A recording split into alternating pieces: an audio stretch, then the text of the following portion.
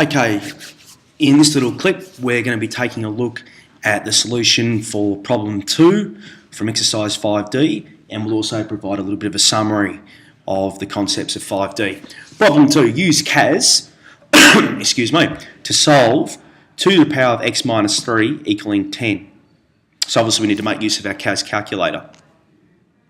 So here's my CAS calculator. I'm in calculator mode, and basically I need to go to menu, algebra, and then solve, and I need to put in the equation. So it's 2 to the power of x take away 3, and I just need to move the cursor down before I put in equals, and that is equal to 10, and I'm going to solve it for x. So to do that I need to put comma x, and I'll hit enter.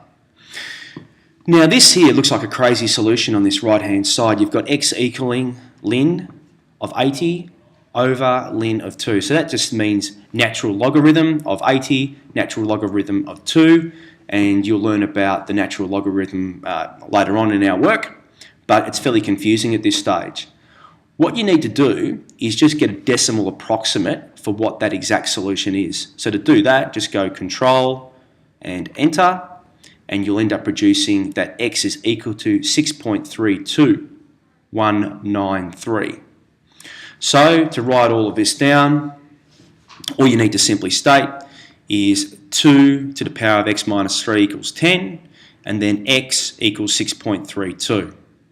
In cases where it asks you for an exact solution, then you'd need to write it down as natural logarithms, but don't confuse yourself at this stage. All we're trying to do is get you to use your CAS appropriately if you can't solve equations by hand.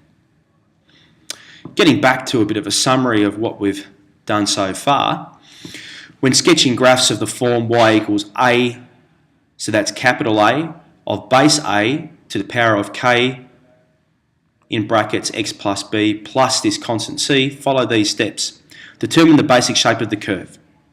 Alright, so is this going to be a increasing exponential, or is it going to be a decreasing exponential?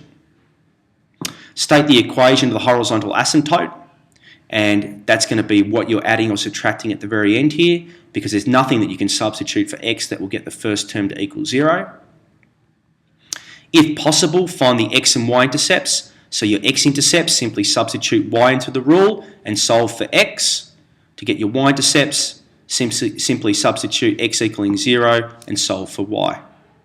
And then you sketch the graph with all those points that you know. Possibly x and y intercepts, basic shape, horizontal asymptote known. Thank you.